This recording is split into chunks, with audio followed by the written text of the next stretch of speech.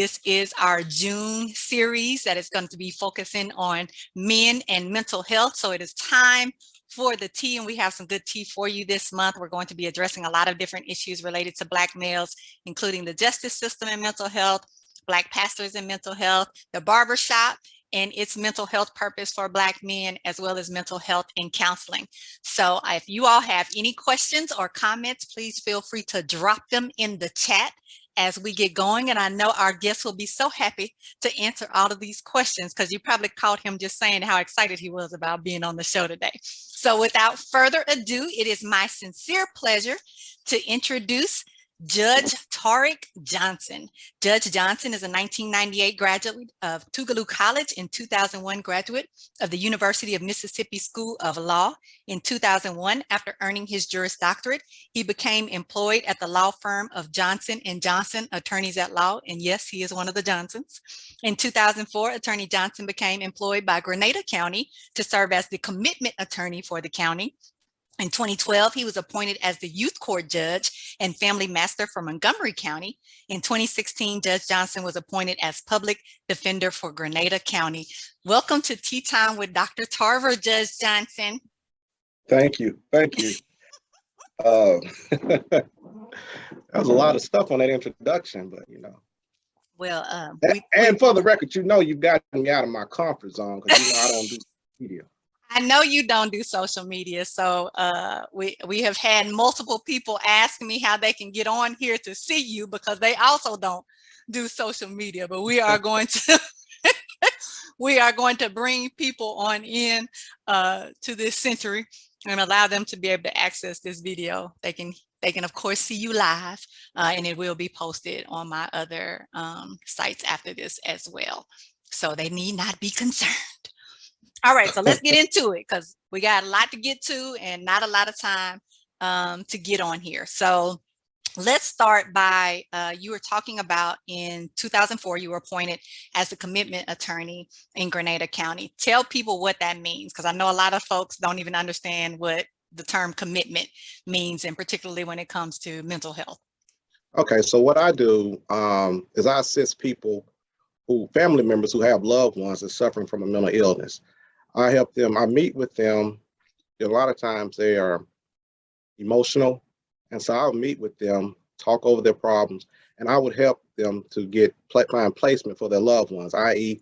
put them in a treatment facility against their will.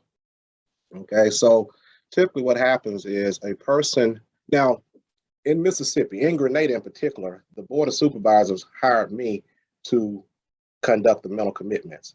All right, but normally in Mississippi, you would contact the Chancery Clerk's office, and somebody from the Chancery Clerk's office would do the paperwork, and they'll get the person evaluated by 2 doctors and then set it up for a hearing. Well, in Grenada, the family members come to me. I'll sit down with them, explain the process to them, get information, because one of the things you have to prove, I need factual information that the person is a danger to himself or herself and or unable to care for themselves, okay? And I need the facts from the people who observed it. Because if we go to court and they tell me what other people have said, that's hearsay, and that's inadmissible in the court of law. And so what I do is meet with them, gather that information, and I actually draft the affidavit, file the documents, schedule the appointments with the physicians, coordinate with the sheriff's department on picking their loved ones up and transporting them to the facility. And then after they're evaluated by the doctors, I actually schedule the hearing. I would go and represent the family members in court. An attorney will be appointed to represent the respondent or the person being committed, and we'll have the hearing. And so that's it in a nutshell, what I do. I got some questions for you about that to follow up, right? So okay. You mentioned that you need factual evidence. So I cannot just come to you and simply say, my loved one is not being themselves and I need to be over their affairs. No. And I have had situations, because I've been doing this for almost 20 years. And I've had situations where a spouse would come, try to commit their loved one to get the upper hand in a divorce or custody proceeding. And I'm conscious of that. And so I watch out for that because that's a red flag for me. If I sense something like that is going on, then I would say, ask that spouse, well, let that person, the respondent's parent or relative come in, or a friend, somebody other than you that can say that this person is suffering from a mental illness. But what I mean about factual information, it has to be stuff observed by the person filing the affidavit of commitment. Okay. It can't be a situation where, let's say, their loved one is at double quick, naked in double quick, but you didn't go to double quick to observe it. So you got phone calls from people at double quick saying that, my husband or my brother is at double quick naked. All right. If you did not observe that, then you can't legally testify about that in court because that's hearsay. I need someone who actually witnessed the behavior. Okay. So And there it's has all to be a person willing to come forward who literally can say, at this time on this day, I witnessed this. That's correct. And the thing about it, I've had people come in and they often say, well, I'm not the spouse or I'm not a relative. The statute in Mississippi says a relative or interested person can file the affidavit of commitment. I've actually had law enforcement because a lot of times these individuals are out in the street and they commit certain crimes like disturbing the peace, such as my example with the person naked at double quick. Mm-hmm. That's disturbing the peace, disorderly conduct. And so when we don't have a family member that's willing to step forward and sign the affidavit of commitment, and law enforcement is getting tired of constantly being called out there, sometimes I would have law enforcement to sign the affidavit, and they would come testify.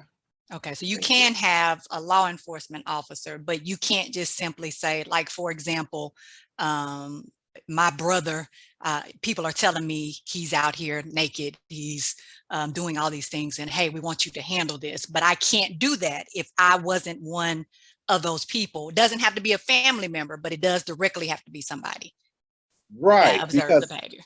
Right, because like I say, the person, the respondent is going to be appointing an attorney. Okay. To represent their interest in court. Okay. And that attorney can easily object to hearsay. And so, although the person was naked at double quick, if you did not witness it, observe it yourself personally, then that testimony will never get be spoken about in open court. Okay. And then the other point, and you just, I think may have clarified it, but you don't represent this person that has this mental illness that someone is saying, hey, I want to get this person committed. You actually represent the family. I represent the family, which would in legal terms be considered the affiant, the person bringing the action. That's who I represent. And what I do is sit down and explain to them that there is no easy way to commit a person. Okay. Commitment should always be the last resort. All right. First, I would advise them to talk to their loved one and see if they're willing to go get treatment. Go to Life Help, which is the local mental health facility here. Okay. See if they're willing to go. If the person is not willing to go, Life Help used to have, because it's a lot of people, is not working at these facilities now, so they're short staffed, but they used to have what they call a mobile crisis unit. And so when the person is having an episode, you can call out the mobile crisis unit. They'll come to your home or wherever the person is having the episode, talk to that person, try and convince that person to get treatment. And if that's not successful, then they'll tell the loved one, the family member, to come see me to file an affidavit of commitment, because that commitment is always there. That is an option, but we want to do the least intrusive is what I'm hearing you say. Right. We try to find the least restrictive placement for the person. Okay. And in doing that, typically I try to find a facility for the person to go into, because if you're looking at, because ultimately when you commit a person, they're ultimately going to the state hospital. Okay. And there's a waiting list to get into the state hospital. Interestingly, it's always funny because I'll tell the family members that, they go to the state hospital and they're okay with going to the state hospital as long as they're not going to Whitfield. Well, Whitfield is the state hospital. It's the state hospital. Right. It's just the state hospital is actually located in Whitfield, Mississippi. Mississippi, yes. Right. And people don't, that stigma from Right. Whitfield. They're okay with their loved ones going to the state hospital. They just don't want them going to Whitfield. Because And so they connote Whitfield is this place where people are uh, yes, bound and yeah, and they do all the movies. experiment. Yeah. Right, Mm-hmm. right. Mm-hmm. And so, I never refer to the state hospital as Whitfield unless we get down to a discussion, and I have to say that. Okay. Another thing I do have to explain to the family members, because like I say, it's no easy way to do a commitment, because it's going to be difficult when you sign the affidavit. Mm-hmm. I get the appointment scheduled. I get the evaluation schedule, and I have the sheriff's department getting ready to come pick your loved one up. It's always difficult when you see your loved one is suffering from a mental illness being escorted out of the home, handcuffed. Absolutely. And I tell them, I try to prepare them the best I can, because when the sheriff's department come, they're going to come in numbers, okay? And they're going to take your loved one. And that whether your loved one is going to cooperate, yeah, or whether they're going to put up a fight. But they're going to the hospital. And that can be very traumatic, I imagine. It can be. And I tell them, now this is the ugly side. That's one part of it. But if they get to the hospital or the facility, because we have a crisis center here in Grenada, if they get to the crisis center, it's a crisis center with other patients, medical staff, no officers there. But if they start fighting and get combative, then unfortunately I may have to have them removed from there and placed in jail. Mm. And that's what I hate to do, because a person who's suffering from a mental illness, who is sick, should not be in jail. Absolutely. Okay. Absolutely. But what I do, if I have to place a person in jail, I try to have the hearing as quickly as possible, get the evaluation as quickly as possible. And when we send that paperwork to the state hospital, they put them on the priority list to get them out of jail as quickly as possible. Okay. Because I imagine people are very uncomfortable with everything that happens to Black males in media when they're handcuffed or when they're taken to jail. People have, I'm sure, concerns about what's going to happen to their loved one while they're in jail awaiting a hearing. Right. Well, I have a relationship with the jail also. And so if a person is placed in jail, we have what we call cell B22, which is the cell for mentally ill patients. Okay. And so that'll be a cell to themselves, and the nurse is right there. Okay. So I'll have the nurse to check on them. I actually have, if the person, a lot of times when I'm committing people, that's because they're off their medication, and I'll have the family members take the medication to the jail, and the nurse can start administering that medication to the person if the person is willing to take the medication. If they're willing to take it. Right. Right. But they won't, I was about to say, they won't forcibly administer medication. No. And even these crisis centers that I get patients into, they won't force the medication on them. They'll, give them the medication. If they don't encourage them. Right. If they don't take it, they won't force it on them. Now, the state hospital is different. Right. Because they can mandate. Right. Because they can argue that you're a danger to yourself or to others in this facility. So they have a little bit more, I guess, a different threshold at which they would be utilizing at the state hospital. Correct. Yeah. That's correct. Mm-hmm. And that's what we do. At the hearing, I'm soliciting testimony about the factual basis for the commitment. Okay. With the key point, danger to themselves or others, or unable to care for themselves. And a lot of times, okay, go ahead.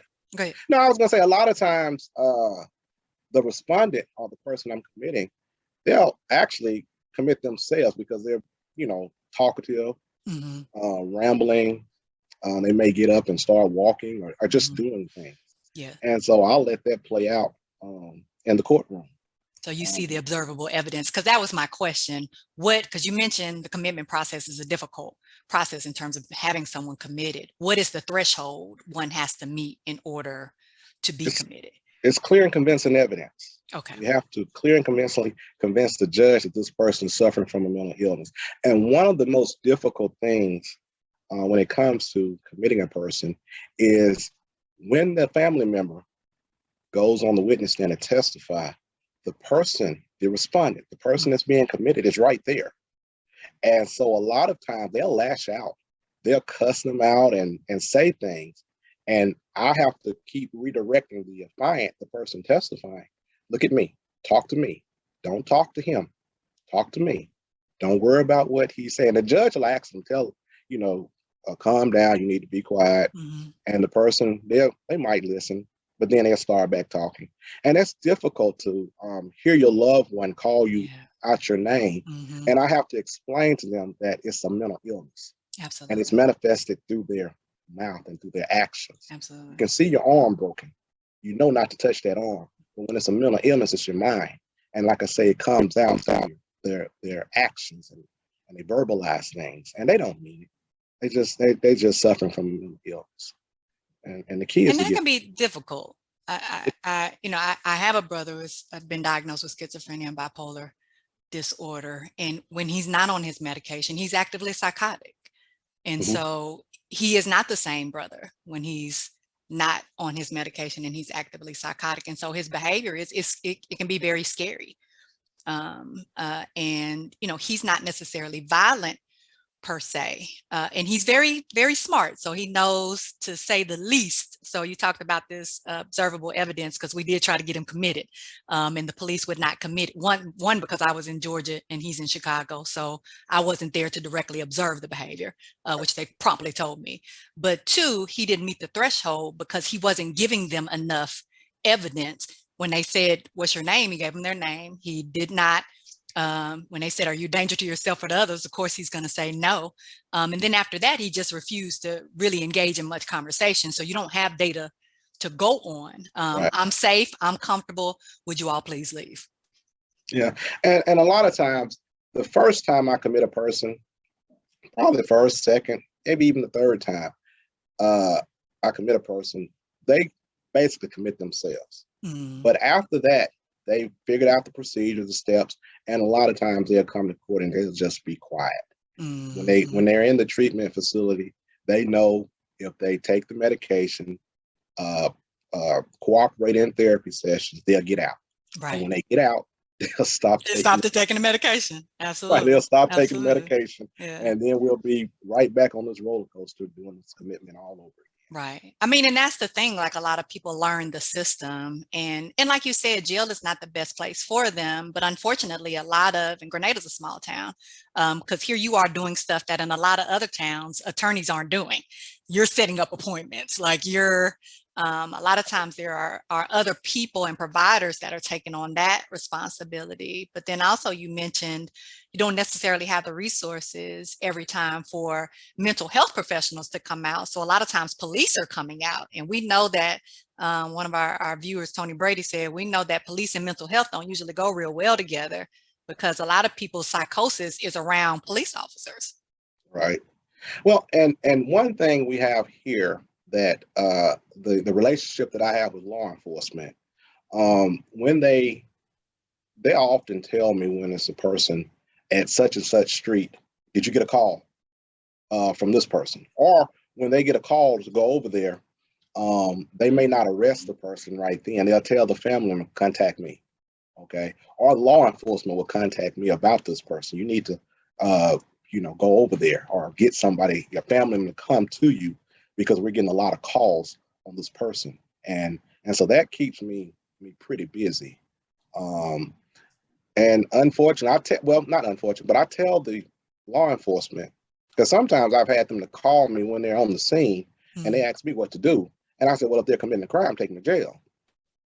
If they're mentally ill, I'll go to court and I will represent the person to get the charges either remanded or dismissed or reduced from a felony to a misdemeanor so I can get that person some treatment. Does that pose a conflict of interest? Slightly. Okay. But it's justice. Okay. Because they are getting what they need. They need mental health treatment. They don't need jail time. Mental health treatment because the whole point is for them to stop this behavior. Get the treatment. So if they got the treatment, then this behavior wouldn't continue and law enforcement wouldn't have to keep coming over there. But if I sit idle and not do anything, then the cycle is going to continue. And they'll keep going to jail. And they'll keep going to jail. They'll run up a fine that they cannot pay. Mm-hmm. And so, it's a slight conflict, but it's justice. Yeah. Okay. And that's the way I see it. Okay. Ultimately, to get them the treatment. To get them the treatment. Right. And so I was in court this morning, like I say, way longer than what I had planned on being, because it was several people that were arrested. And I have to now do paperwork to get them out of jail and get them into a facility. Okay. Before next week. So. Okay. No pressure. No pressure. Now, we have a mental health court here, but it doesn't sound like Grenada necessarily has a mental health court per se. No. So everybody goes to the same court. Everybody has the same process, but the judge will often recognize like this is a mental health issue. So we have other options. So hospitalization or other programs that a person could go to as opposed to going to jail. What's the process typically? Well, in Mississippi, in our Chancery District and in most Chancery Districts, the senior chancellor appoint youth court judges and family masters. Okay. They're the ones that preside over the lunacy cases. Okay. Okay. That's what I do in Montgomery County. I preside over those cases there. In Grenada County, I present those cases. And so anytime a person is suffering from a mental illness, I fill out the affidavit, get the information from the loved one, fill out the affidavit, they sign off on it, and I present it to the judge. Now, once the judge signs the order for the sheriff's department to take them to be evaluated, all right, they're supposed to be evaluated within 48 hours. So what that means is I will schedule the evaluation first before I present the order to the judge, because it's no guarantee that I can get an evaluation done within 48 hours. Right. All right. Now, once the doctors evaluate the person and the certificate is filed at the courthouse, the doctor's certificate, if both doctors recommend further hospitalization and treatment, then I'll schedule a hearing. The hearing has to be done within 7 days. Okay. Unless it can be continued for good cause at the respondent's request, which is the person we're committing, up to 10 days. Okay. So we try to, and here in Grenada, we try to have the hearing.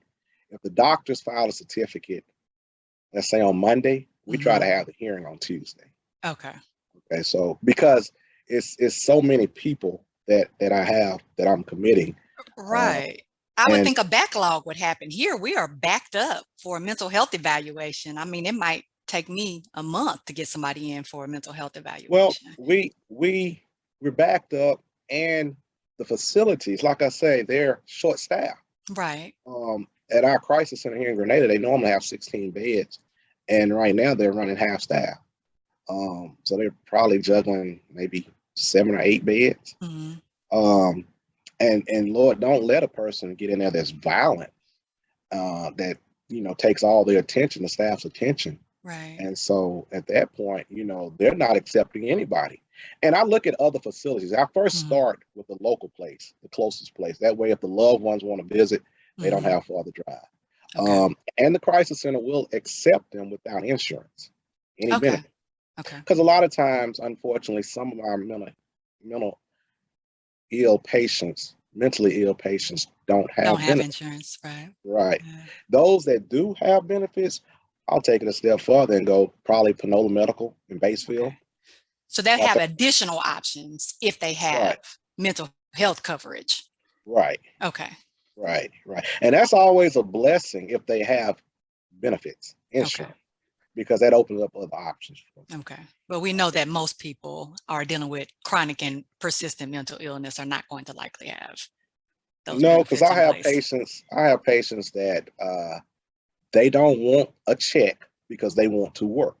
They don't accept this mental illness. They want to work. So they will not go to the Medicaid office and apply for Medicaid because they want to work. And they'll get hired. Right. And within a week's time, they're fired because people are watching them and talking about them. And so, the paranoia kicks in. Right. And that's unfortunate. That Yeah. is sad because you want to have a normal quality life. And it is hard to acknowledge that you have, and particularly for Black men, that you have a serious and persistent mental illness. And I think most, which is why people stop taking medication, and medication has side effects. Mhm. And nobody wants to be, we've talked about this before, nobody wants to be labeled as crazy. People want to be treated well and want to be valued and seen as if they have some worth. And so I can't be doing that if I'm getting a check, is what a Right. lot of Right. people think. That stigma is still very much out And, there. and and another thing we try to do in the court system, like I redirect a lot of people because I don't refer to patients as crazy. Right. I refer to it as mental illness. And even if it's my client, the loved one, saying he's just crazy, I'll stop them You'll right there in correct them. court, Mm-hmm. right, and correct them because we don't use that term crazy. It's an Mm-hmm. illness. It's a sickness. You don't call people with cancer crazy. And Mm-hmm. so I redirect them, and because it's all about trying to. You're educating people too. Well, it's that stigma that's out there, Absolutely. you know, Absolutely. and it's all about trying to do away with that negative stigma. Like Absolutely. I remember when I first started doing this back around 2004, everybody went to jail. Everybody. I remember that judge. If I filed an affidavit for commitment, he wanted everybody in jail before he would even look at it. Mm. And I went to some NAMI meetings, Mm-hmm. and the people would give their testimony about how they felt being in jail. Mm-hmm. They just hated it because they did nothing wrong. They're sick. They have an Right. illness. Right. And so that started me thinking, okay, yeah, that's right. We need to treat these patients with some dignity. Absolutely. Absolutely. That's all we want. Though interestingly, the court still refers to them as lunacy cases. Right. Right. I don't like that term either. Yeah. And that's in our statute. But we still have a long way to go. And funding is something that we need because there is a lack of facilities Oh in yeah. Mississippi. Well, that's everywhere. It's not just in Well, Mississippi. We definitely have a shortage. I have people like just today when I was in court, the lady was saying, I need him to go long term. He needs long term. Okay, long term does not exist. What's long? I just committed a lady probably a month ago. She went to the state hospital, stayed 3 weeks, and she's back. Mm-hmm. And now she got back last week, and her daughter is calling me. She's doing the same thing. She still believes she's God's wife, and she's running around. And she said they misdiagnosed and won't give her. She don't need this medication. And so I'm having to turn around and commit her again. Try to get her committed again. Yeah. And that's the recidivism piece, right? So that's one of the things is how frequent. I guess two questions. One is is there something you more commonly see Black males being committed for? And two, the recidivism rates in terms of how frequently you're having to commit people. I imagine it's not just one time. No, there's a revolving door. Luckily in Mississippi, they passed a statute that if I commit a person, then that commitment file stays open for a year. Because one of the problems we were having is, let's say I might commit a person in January. They go to the hospital, get on their medication. Then in March, they're off the medication again, and then I have to turn around and commit them again. And the family member is having to pay that filing fee all over again. Or, I've had a family member, I committed their loved one, I think 4 times in 1 year. Right? And so they was having to pay that fee over every time. Right. And people can't afford that.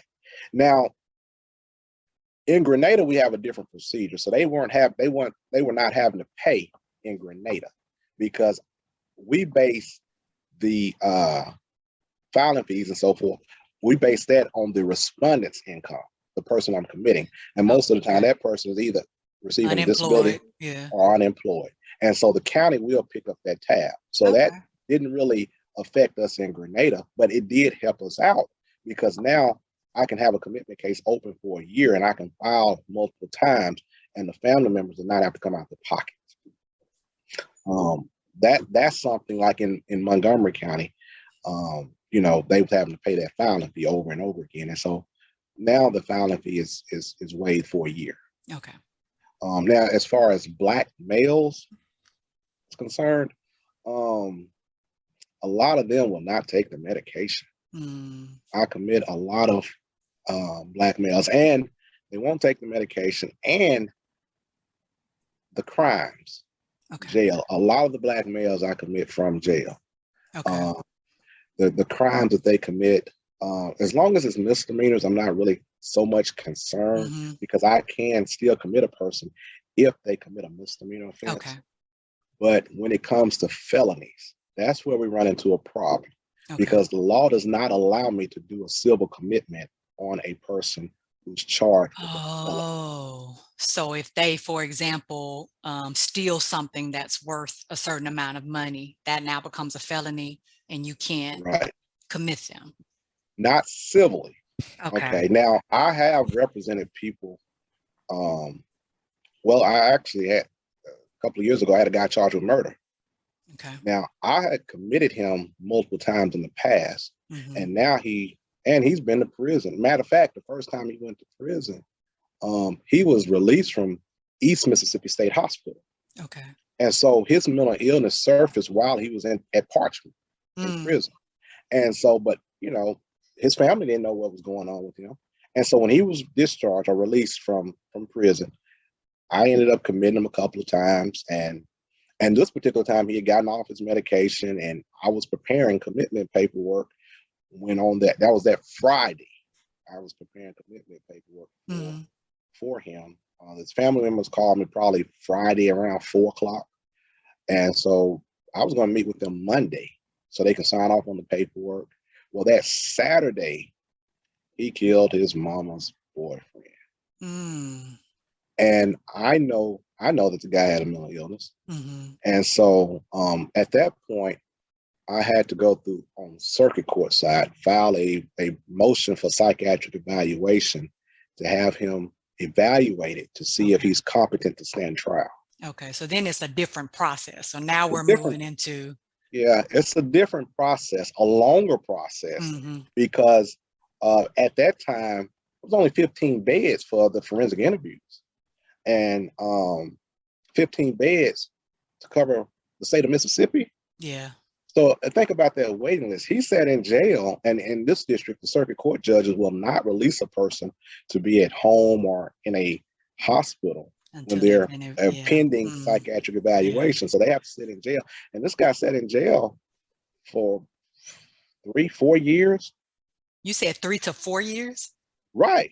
He was in Mm. jail. This was just waiting for the evaluation. Right. This wasn't even, he hadn't even gone through his Mm. hearing yet. He literally was waiting. And see, that's the challenge that a lot of people are dealing with in their cities and states, is that on the forensic side, Hmm. that they're just so backed up. But wow, 3 to 4 years, we're backed up here. We're not that backed up.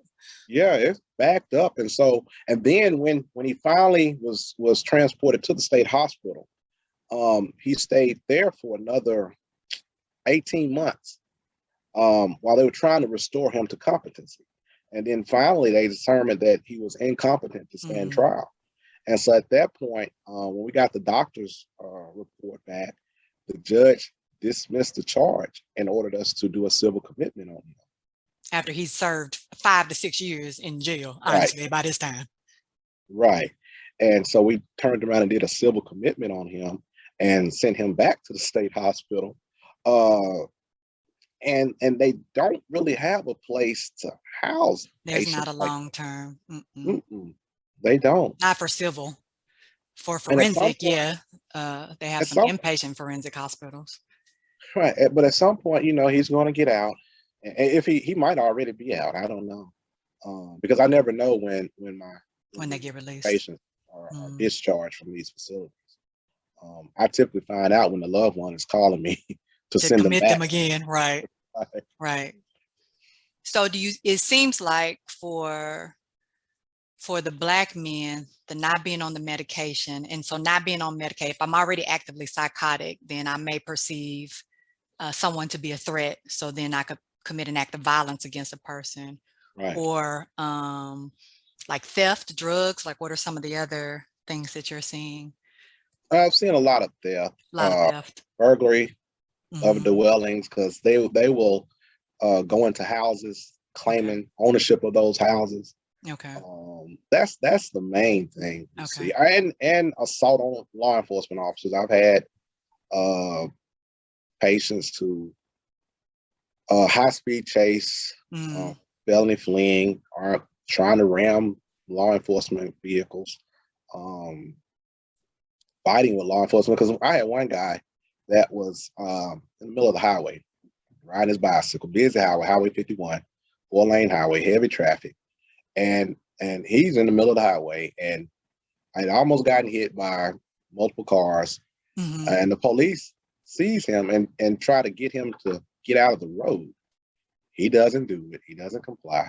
Then all of a sudden he decides to stop and get off his bicycle and do something with his bicycle. So the police pulled up, redirected traffic, trying to get him to get on his bike and get out of the road.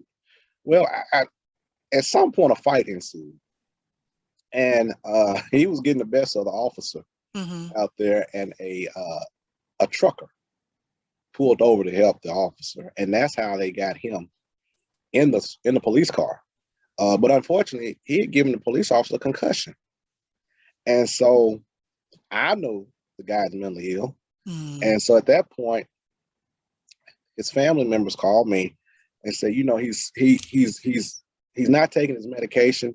He really doesn't need to be in jail. So at that point, I go to court to try and convince the officers to either remand the charge, reduce it to something that would allow me to get him some treatment. Yeah.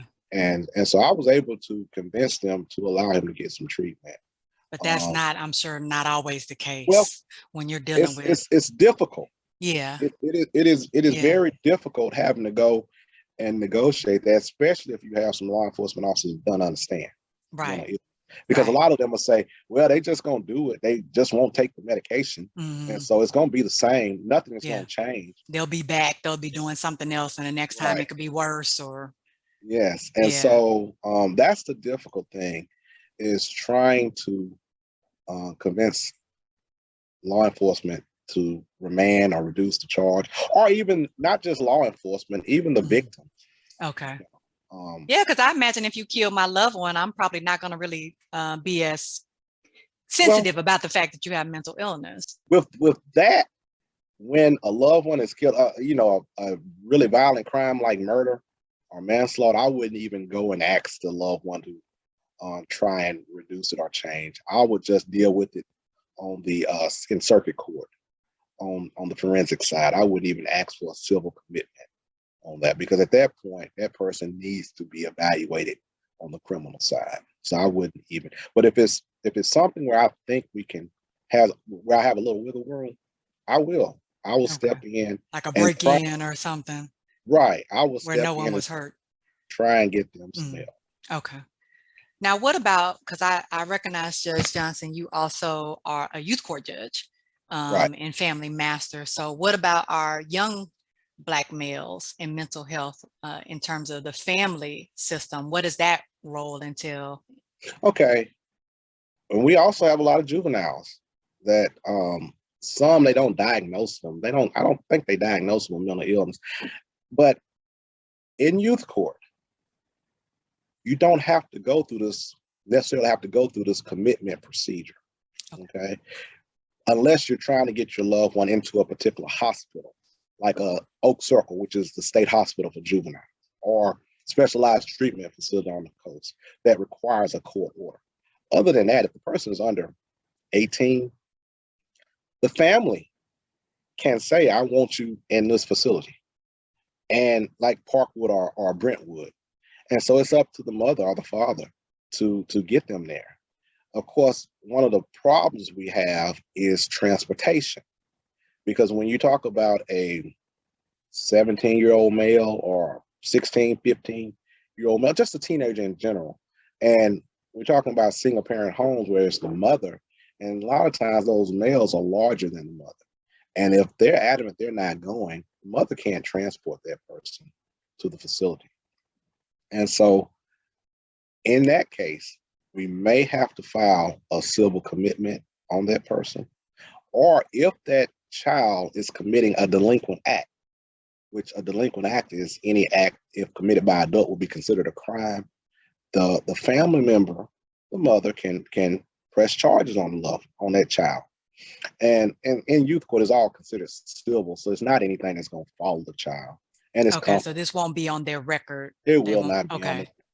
But what that does is give youth court jurisdiction over the child. And so if you press charges, we can have what they call a detention hearing. Okay. Detention hearing is a short hearing where the judge determines whether, because of this act, whether they're going to lock this child up at the detention center or place this child in a facility or allow the child to go back home with some restrictions like house arrest or place the child in the care of another loved one or guardian. Okay, so at the detention hearing, if the mother is really trying to get the child to a behavioral health center, i.e. a Parkwood or Brentwood or Diamond Grove, the judge can order the child to be placed there and have the sheriff's department transport the child there. Okay, because if you don't have a detention hearing or youth court does not have jurisdiction over the child, then the sheriff's department is not going to transport. They have to have some type of court order for them to transport. And so that will make us have to either file a commitment or some type of detention hearing. Because I think about how difficult that must be as a parent. You have a child, and we know that kids, like you said, they can be larger than the mom. Marcus has been 6'5" for a long time. So I can't imagine trying to force him to go to mental health treatment. And, of course, feeling bad because I don't want the sheriffs to be showing up to transport him because that's traumatizing. But at the same time, I feel like I don't know what else to do with him. He needs mental health services. So he needs to get to treatment. I can't imagine how that can't be difficult for a parent to have to make a decision like that. It's very difficult. I've witnessed plenty of parents crying, and that's why in the court system, we take our time. I don't rush anything. I understand the pain and the grievance. Okay, so and I explain. I try real hard to explain to the parent, what they're going through. Be there for the parent and talk them through the process. And when they start crying in the courtroom on the witness stand, I give them time. Okay. And I explain after when their child is dragged out of the courtroom, fighting, kicking, and screaming, or whatever they're doing, I explain to the parent what's happening and what's going to happen. And a lot of times I have to keep reiterating that because they might not hear me the first time. And so, and I know it's difficult. It's very difficult. Like I say, the commitment process is not a pretty process. It's not easy. It's very difficult. And I heard you say, ideally, we want to get our loved ones, whether that's our adult Black males or our youth, into mental health treatment without going through this process. But at the same time, we recognize that when people have serious and persistent mental illness, a lot of stigma, a lot of concern, a lot of paranoia sometimes about the process, like what's going to happen to me, what are these people going to be doing? Like, I don't know a lot of people that necessarily are going to volunteer to go and do that. Like, oh, I'm going to go to this hospital where people are going to be evaluating me and possibly telling me to take medication, and I'm around other people, because most people's experience with a mental health hospital is what they've seen on TV, which is not a process that anybody would look forward to after seeing a lot of the movies that are out there about what mental health hospitals look like. Right. Well, that's why I advocate education, because I believe if, number one, the person suffering from mental illness learns more about their illness, and number two, their loved one is taking care of them, learn about their mental illness, because both are going to suffer. People with mental illness, their family members, they don't sleep, because most of the time the people with mental illness, they don't sleep. They're up at night rambling. Pacing. Yeah. Mm-hmm. And they're constantly worried. And so if we have programs where we can educate the people so they can understand about mental illness, that I think will help a lot. Well, you have segued into my next section of questions.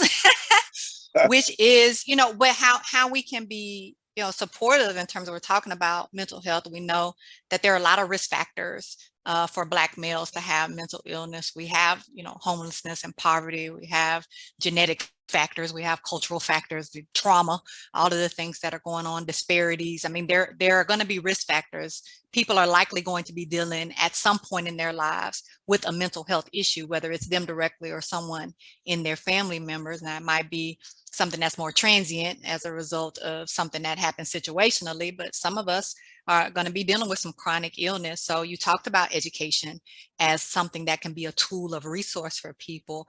How helpful do you think mental health treatment has been for people, like for the people that have been able to go, because you mentioned being committed versus actually being able to go to a place of your own choosing, and that process may look a little different. Have you found that mental health treatment has been helpful? It has been, but it's up to an individual person. Those who want help or seek treatment, I don't know those people because they never come to me. They don't come to you. Right. I've heard about them. And because a lot of times people want to jump to me, and then I'll tell them, talk to the loved ones, see if they're willing to get some treatment. And sometimes that works, and I don't hear anything back from them, which is a good thing. That's a good thing. That's a good thing. But in the event, like I say, I'm always here. The commitment process should be the last resort. Okay. I'm always here, but I'll try to give them resources. Like, for instance, the Department of Mental Health here. Let me give that number to your, in Mississippi, you can contact this Department of Mental Health. They have a hotline. Number is 1-877-210-8513. Give me that one more time, Tarek. 1-877-210-8513. Okay. Or you can go to the website, www.d as in dog, mh.ms.gov. Give me that one more time. www.dmh.ms.gov, G-O-V. Okay, because when I have cases that are very difficult, let's say a person is suffering from a mental illness, but then they also have a traumatic brain injury. Yes. And a lot of facilities won't take the patient. And so I contact them, Department of Mental Health, to find resources. Mm-hmm. And they can open you up to a lot of resources, okay? A lot of resources in different facilities. You should also contact, like in Grenada, you would contact Life Help. Contact them because they should be able to provide resources for you also. And they should be willing to sit down with you and talk to you about your loved one's illness, okay? And explain because I believe in education. I believe in thoroughly explaining the situation to patients so they'll know what to expect, to the family members, so they'll know what to expect. Absolutely. Okay. I'm not one to rush through, and it sort of hurts me because I'm backed up at work anyway, and working way too long. But it's more important that the loved one understand and know what to expect. Okay. Because my job is to provide a resource for them and to help them. Okay. Help not only the affiant, the person I'm representing, but also the respondent, the person that's suffering from a mental illness. Okay. And I will say that, one of the viewers talked about that your approach is not a common necessarily approach, right, to take to take all that time. And as you mentioned, like, okay, I suffer as a result of that because I get backed up, but it's important for me to provide education because I do think a lot of times people can't make an informed decision because they don't have enough information. Mental illness is very complicated. There's a lot of stigma. I did a lot of shame when you have a family member that has a mental illness. I know a lot of times people want to kind of hide that away and not have to deal with it. But as you said, like I'm dealing with it at night while you're up and you're pacing, or you may be talking to yourself, or you may be getting into things in the house. And I wake up and all kinds of stuff as you've gotten into, or I may feel like I have to keep my door locked because I'm not sure what exactly you may be thinking. And or the scary one is when you're asleep in your bedroom and you wake up and your loved one is standing over you. Not Mm, saying anything, but they're standing mm. over you. Staring. Yeah. Yeah, Mm-hmm. yeah. I've committed people. One guy in particular, and when I started committing him, he was a young guy, Mm, and then he had this growth spurt where he ended up being like 6'6" and tall guy, and a lot of facilities were afraid of him because of his size. But I mm-hmm. ran into him in the barbershop one day, and he looked at me and he just stared, and he did this, Mm-hmm. then he'll stop and he'll do it again. And Mm-hmm. I'm thinking, oh Lord, what is this guy? What's on his mind? Um, he's younger than me. I know I can't fight him. I'm gonna have to try to outrun him.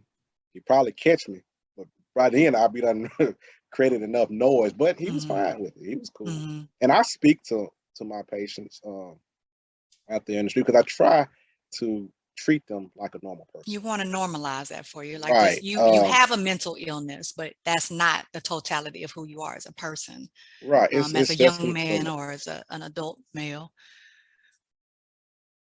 Yeah, it's just an illness. And Mm-hmm. and and when I go to court to represent them, I understand that these fines that they may have to pay that I try to get them out of. If they're receiving a disability check, they're already Mm-hmm. on limited income, and most of them Right. receiving SSI, which probably $700 a month or eight hundred Mm-hmm. dollars a month. That's Yeah. not enough money to live off of, and then you have to pay a three, four, 500, $700 fine on top of that. That's just money on the books that's never going to be collected. And Right. so I try to stop all that, end all of that, Okay. and that's why I go to court to represent them. Okay. So that you don't have that hanging over your head, this debt that you're Right. not going to be able to pay. Are there any like vocational rehabilitation programs or anything for those that do want to work, but and have a Well, diagnosable mental illness? what we have here, Life Help here used to have a day program where Okay. people could go there every day and they'll be there, okay, Mm-hmm. throughout the day. I don't really know the time frame, but like I say, they can contact Life Help. They used to have a day treatment program Okay. for individuals, um, to give them something to do, make sure they're taking the medication, and they would do crafts and different things of that sort in that day treatment program. Yeah. But that's all I know of That's here. really yeah. And I know a lot of and again, Grenada is a relatively smaller town. And so sometimes smaller areas don't necessarily have as many of those resources. One of the viewers was just saying sometimes when you're first experiencing your loved one with mental illness, like you don't even know where to start, where to begin in Right. in this process. And so like you mentioned the education piece, but knowing about like, okay, what kind of opportunities are out there for them to do to work if that's a possibility. But then also, are there some ways that they can be supported in the community, activities that they can have? Because you do, like you said, I want them to have purposeful, meaningful activity. I want them to be able to recognize that they have worth and value and they should be treated with dignity. But then I may Right. not necessarily have programs that they would be able to participate in order for them to have meaningful activity to do. Well, in Mississippi, every county has a local mental health facility. Okay. Every county. We're in Region 6 here in Grenada, which encompasses multiple counties. Um, the first place I would say start is contact your Chancery Clerk's office. Okay. The Chancery Clerk's office should be able to put you in contact with the local mental health facility. All Okay. right. Like in Grenada, if you contact Chancery Clerk's office, they're going to tell you to call me. If it's anything pertaining to mental illness, they're going to tell you to call me. And so if you contact me, then I'll put you in contact with all these different resources that's Okay. available in this area right here. But you Okay. can first start with the Chancery Clerk's office, Mm, or you can start with the Department of Mental Health, that mm, telephone number or website that I gave you earlier. okay. Those are good places to start. But a lot of people don't even know that. They just know their loved one is acting out and they don't know Right. why. Right. Um, and And of course, I do most of my commitments.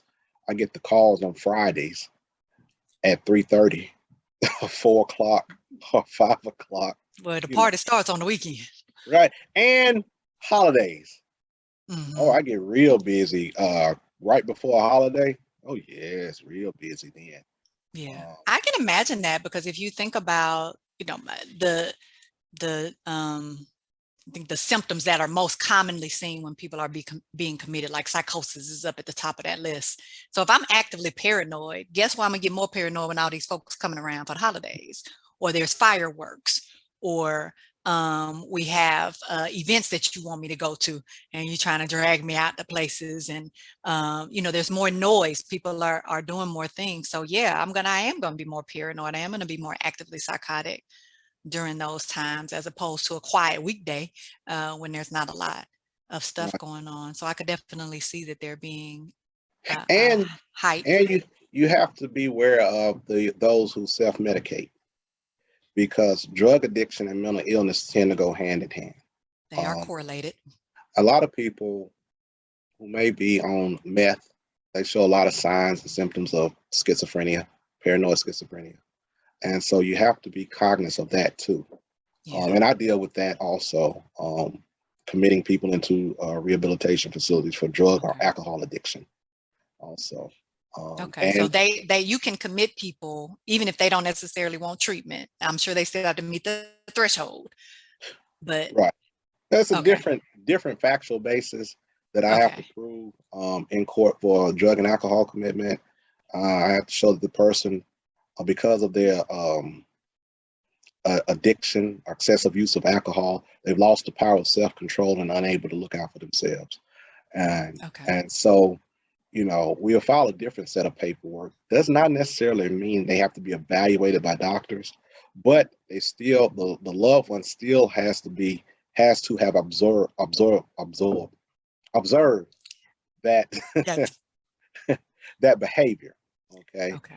And that, provides another challenge, because these rehab facilities are full. And they charge. Absolutely. They And a are lot of expensive. right, and a lot of family members don't have the income. And so when you look at trying to find free facilities, they're backed up. State Yeah. hospital. Backed Um, up. yeah, a lot of people Yeah. think state hospital is just for people with mental illness, but they do have a department for drug and alcohol addiction. Mm-hmm. But in order to get them into that facility, oh man, you're talking about a 5 to 6 month waiting list. Yeah, yeah. If that, Right. like you mentioned, I mean, that can get much longer Hmm. because we're in such demand for mental health services, but we don't have the resources to keep up with the need. Right. And so, and when you look at facilities that are free, they prefer people that want help, want to voluntarily enter, not people that are being court ordered and forced to be there. Mm, And so, and that's another thing right there, that you have to take in consideration. Now, okay. one of the things I did learn, like here in Grenada, like I said, we have the we're in Region 6 mental health district, and the Denton Center, or it might be called Denton House, I'm not really sure, but it's located in Greenwood. Uh, they deal with drug and alcohol addiction. Okay. Now, the Department of Mental Health provides 5 or 6 indigent beds at that facility, meaning that Okay. a person, if they are accepted, they may can go there for free. Mm-hmm. Okay. Department of Mental Health will pay for that. So they provide those indigent beds. Now, there's a high demand for those indigent beds. Clearly. Yeah, high demand, but that's out there. And Mm-hmm. that's going to be, all of these facilities will offer that. And so that's one of the things your viewers may want when they contact Department of Mental Health. Ask about that. They'll Okay. direct them to the proper facility in their county, but Okay. know that there are indigent beds out there. Because of Okay. course the facility may not tell you that up front, because they want the money. Right. Right. Hey, but Absolutely. there are indigent beds out there. Not a Okay. lot of them, but they're there. Okay. Well, Judge Johnson, I appreciate you. As you No, mentioned, it ain't over yet. I got more stuff. I hadn't even got into the crust of what I researched. No, I'm just I know you are. But the Department of Mental Health, you also mentioned NAMI, which is the National Alliance of Mental Illness, which has a lot of educational opportunities for people to learn more about mental health and how it may be expressed. So you mentioned that one. I do want to highlight that too, NAMI. So thank you. I know that you are not a person who is a fan of social media or not on social media at all. So Right. I thank you for coming on today. I want to let you all know that our upcoming series will continue on next Tuesday, June 14th, Permission to Heal, Black Men in Mental Health with Robbie Murphy, LPC. On Tuesday, the 21st, Barbershops, Self-Care and Safe Spaces for Black Men with Reverend Stephen Garrett. And Tuesday, the 28th, Men at the Cross, Pastors in Mental Health. Thank you all for joining Tea Time with Dr. Tarver. Be well.